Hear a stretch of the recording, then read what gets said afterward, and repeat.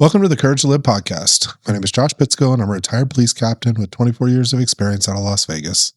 Currently, I travel the country and I teach people about courage, resilience, and leadership. Joined today by my wife and co-host, Jenna. Hi.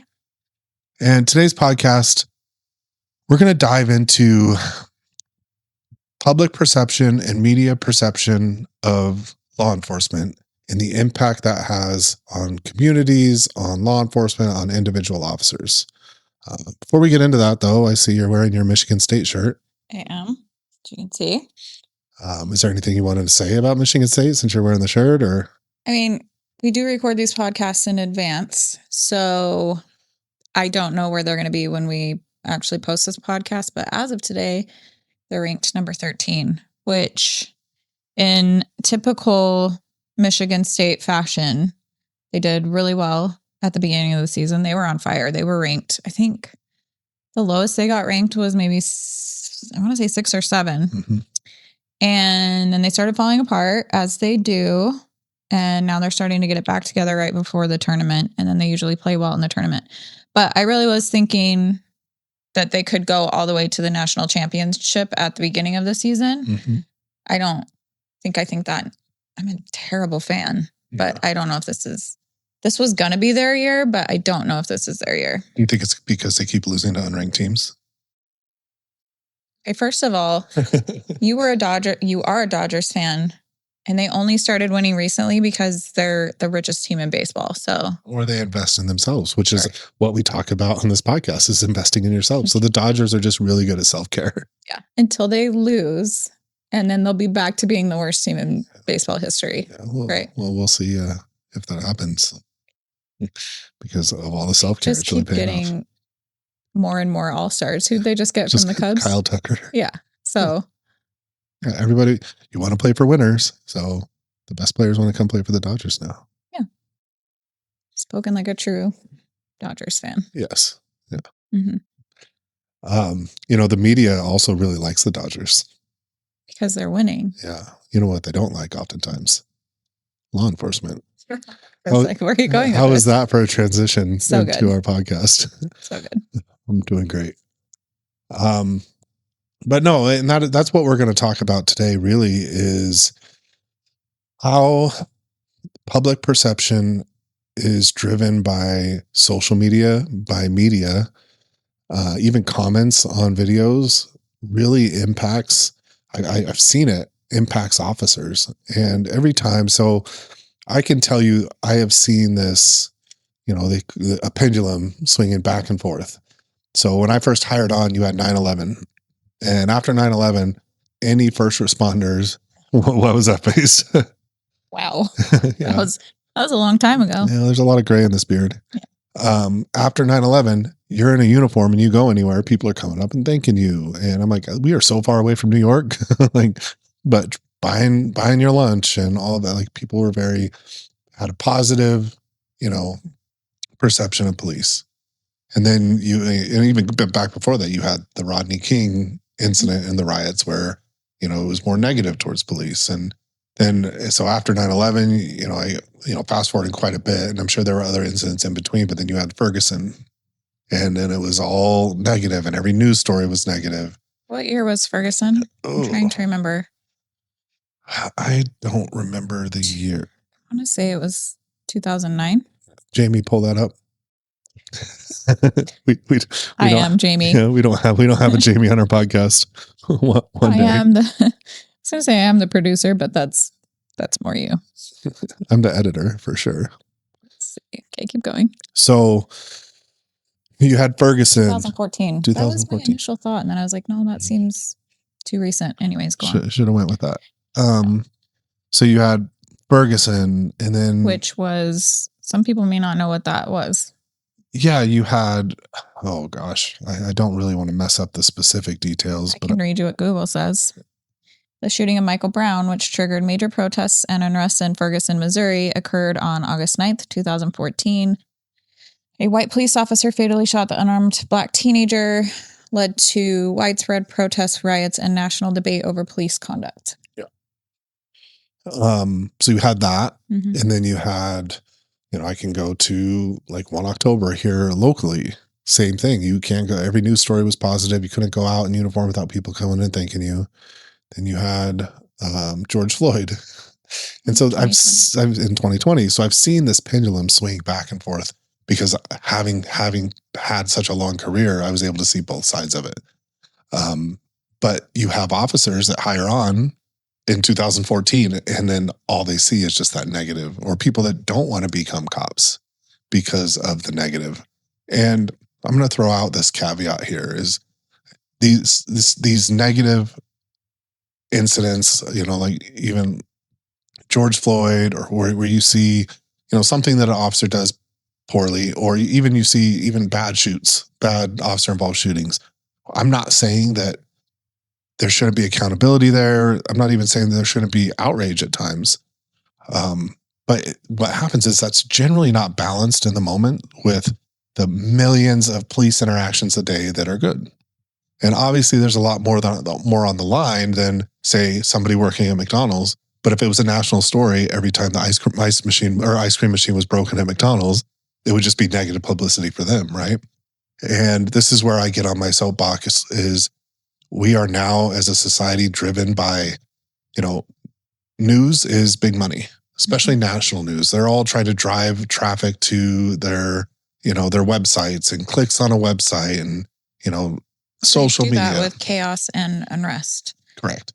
So as long as there's chaos and an unrest and division, then they'll always have something to report on, and they'll always have an agenda to push. Yeah, and that agenda is so often all cops are racist, all cops are out there just killing people. Because what happens, you see that headline and people want to go click on that and, oh my gosh, what happened? Oh my gosh, it happened again. But unless it's these giant events like a 1 October or a 9/11, how often are there positive stories about police in the national news? Local news does a little better job at it, right? You see the community events and, an officer saves somebody's life or pulls, somebody out of a fire or whatever it is, even though that's a firefighter's job generally. Those things that often make the local news, but the national news, which has just so much more influence over the state of, opinion of people on law enforcement, it's always just negative. And it's not just law enforcement, it's negative on everything, right? And then it's social media. And then, those same stories just get repeated. Sometimes it's legitimate people with outrage. Sometimes it's just bots repeating these. Sometimes it's paid influencers. Yeah, paid influencers trying to push a narrative. And that has an impact on so many different parts of policing in the country. You see, first off, it drives a wedge between the community and police officers. So you have police officers out doing their job, doing it well, and it creates this us versus them mentality.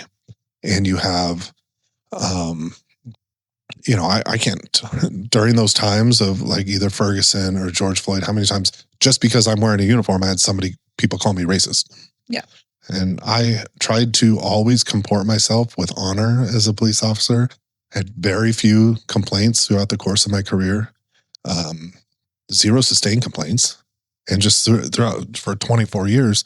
But, it didn't feel good because of the uniform I was wearing to be treated as though I was a racist. And so it drives that wedge. It makes police and community relationships more difficult. And I'll say in Las Vegas, the police department does a really good job building relationships.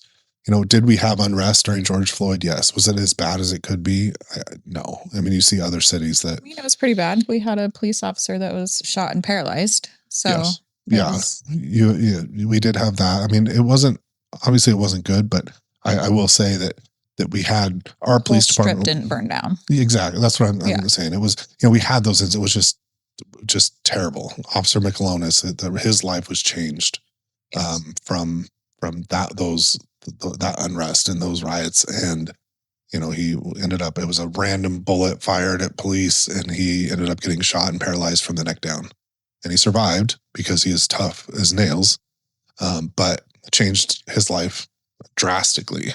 And so, we did have that, but just even as forward as the police department here was with building those relationships, we still had riots. We still had, you know, rocks thrown and frozen bottles thrown at officers and all of that. But you look at some of these other big cities around the country, and it was a lot worse. Yeah.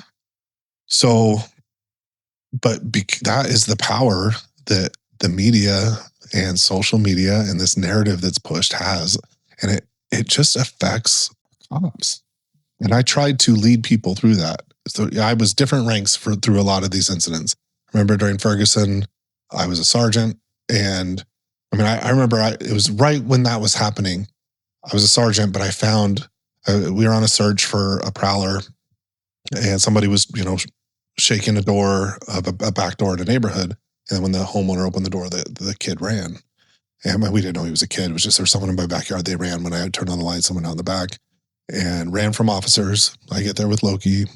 We end up finding.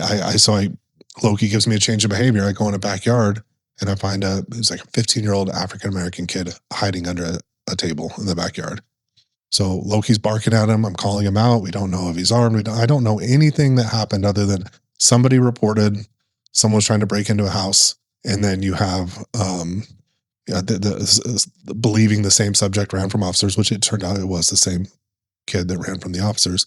Well, while Loki's barking at him, he was trying to get back to his own house. It was his own backyard where he was out there, and his parents come out.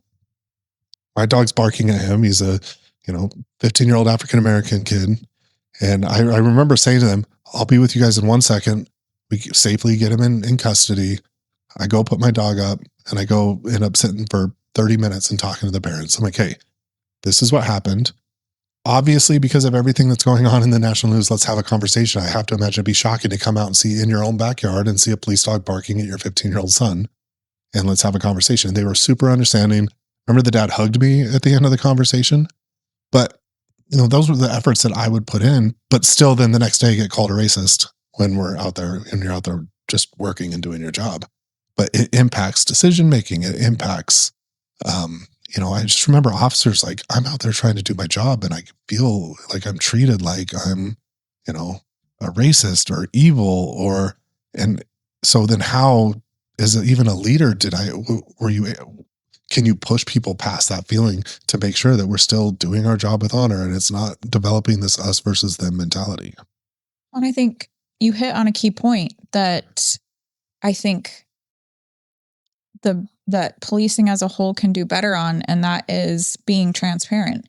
You went in and you talked to those parents with transparency and you explained what was going on. You didn't just tell them, get the hell back inside. Like, you were transparent. And I do feel like that's where a lot of police departments fall apart, is not being transparent with the public on everything. Obviously, you can't on things that are going to hurt an investigation or things like that. But I will say that Las Vegas Metro not from the beginning, but it was under Sheriff Gillespie. So when was it? About 2010, I think, that he moved the department to be extremely transparent. Now, if there's an officer involved shooting, they're having a briefing within 72 hours, and they continually have briefings, show updates on the case, like body camera, all of it.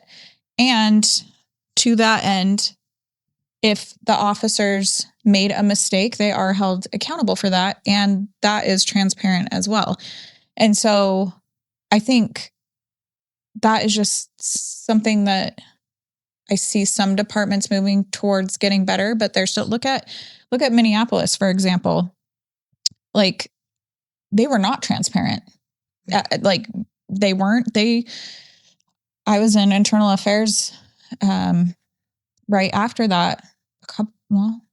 It was very soon after George Floyd, and I wanted to know. I did a request for their internal affairs data or early intervention, which is trying to prevent police misconduct on Derek Chauvin. They had none, or at least they wouldn't give me any. They wouldn't say either way if they had none or they wouldn't give me any. And so I feel like, yes, the media spins this narrative. It's easy to do that when departments aren't being transparent, and when police officers themselves, like, that's such a great example. If you want to know how you can be better as a police officer, be transparent. Talk to people. Talk to them like a human being. Don't dehumanize them. You're contributing to the us versus them by dehumanizing people. If you treat them as a human being, if you're transparent, if you talk to them, that's going to get you a lot farther. Our number one complaint in internal affairs with police misconduct was interaction with the public. So people weren't complaining that they were getting arrested and all of their freedoms taken away. Their complaints were how they were spoken to by police officers. So it's a lot easier for the media to spin this narrative when we're not being transparent and we're not treating people like human beings, right? Yes. And then also remember that police officers are human beings too. Right. It's kind of, I don't know, I think it's a funny story, but I remember shortly after we get body cameras, I'll say this: when a police officer curses on body camera, no matter the situation, it never looks good. Like, you see body cameras, you see a police officer curse at someone, it's like, oh, it just kind of makes it like, no, because we expect our cops to be robots, but sometimes we forget cops are humans, and at times get scared, and at times, we have emotions. And my dog was biting somebody, and he wasn't releasing immediately. He did. It wasn't like brutal, but I remember like telling the guy, it's just a effing dog bite. Like, stop screaming so loud. Just get my dog off. And so it was only a couple of seconds, but usually Loki popped right off when I told him to. And I remember seeing the body camera the next day, and I was like, because they were new to me. And I was like, I need to rethink how I speak on body camera. But I think we expect our cops also to be robots. So yes, I agree. You can take away somebody's freedom. You can use force. You can use deadly force. But when you speak to somebody like they're, not a human, or they're a piece of crap, yeah, then that's most likely what you're going to get complained on. But also, it's important for us as a community, because I'm no longer a police officer, right? Is remembering that police officers are humans with human emotions, and we're gonna make mistakes. And so knowing that everything you see on the media, everything you see on the news is either spun, sometimes outright not true about what happened, because they need to push out information now before an investigation is done. So police departments, as you said, can be more transparent and push that information out so that doesn't happen as much. And then know that just everything you see on the news isn't true. And so, like, if you're listening to this and you're not in law enforcement and you want to know how you can help that, if you're out and about and you see a police officer and they're not like actively doing something, like they're not chasing somebody, but why I'm saying thank you. I appreciate what you do. And even though in the moment, because it happens sometimes, but not a lot, they may not like have like, oh my gosh, thank you so much for saying that.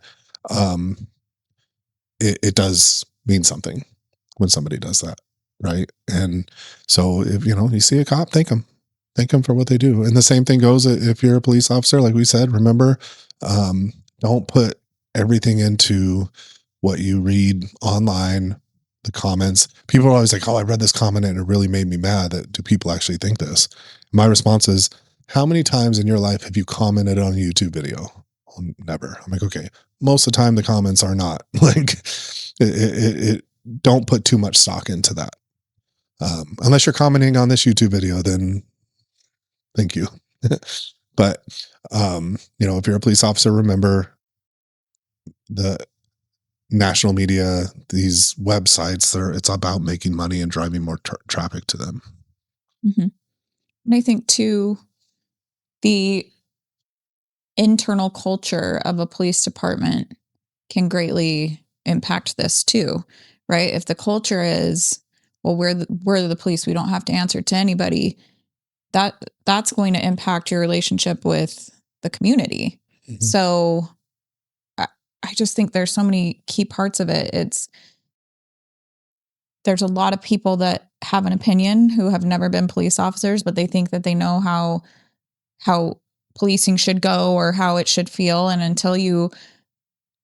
I'm not a police officer, but I'm married to one. So until the person you're married to or you yourself are staring down the barrel of a gun about to get shot for doing your job, I think yes, policing can get better. I think policing any job can get better, right? Any job, there are improvements that need to be made, but also there needs, just like as we're speaking about not dehumanizing as a police officer, not dehumanizing those people you're interacting with, it goes the other way.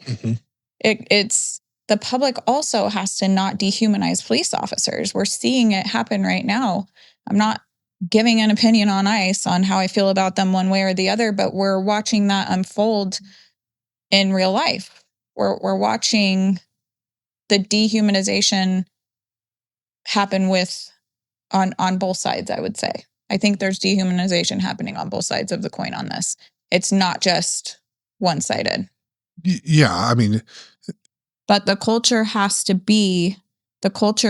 at the police department also has to be, we are going to be transparent with people. Our interactions are going to be this.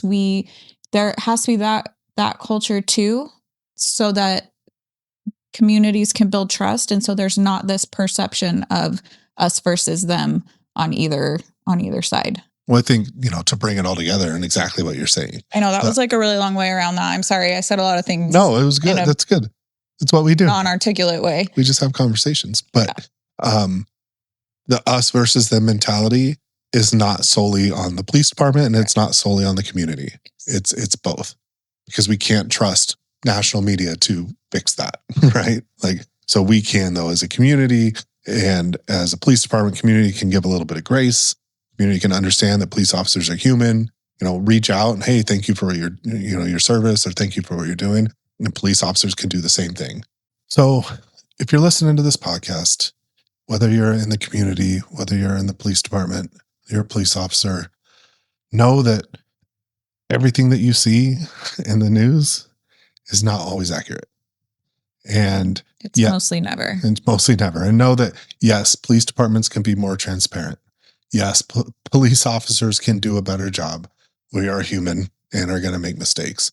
But I'll tell you, having been around police officers, and now I travel the country and I've interacted with, hundreds of different departments and, or more, and police officers from around the country, is most are well-intended. Most want to do the right thing. Most want to help their community. So, always looking for the best in people until they give you a reason not to. And if you approach this issue, or pretty much any issue like that, I think you're going to be happier overall. So having that understanding, knowing that, no, not all cops are racist, and no, not everybody in the community hates you. It's most interactions I've had with people that weren't like when I'm at their house arresting somebody, positive interactions, people that, hey, I appreciate what you do. So focus on that. You get to choose what you focus on as a police officer, as a community member. And then, you know what, if you're out there as a community member, you see a cop, just tell them thank you. So appreciate you listening to the podcast today. If you liked what you heard, please subscribe, share it with a friend, leave a review. And if you like what we talk about, I touch on some of these subjects in my book, The Courage to Live, available on Amazon. And thank you for spending time with us today.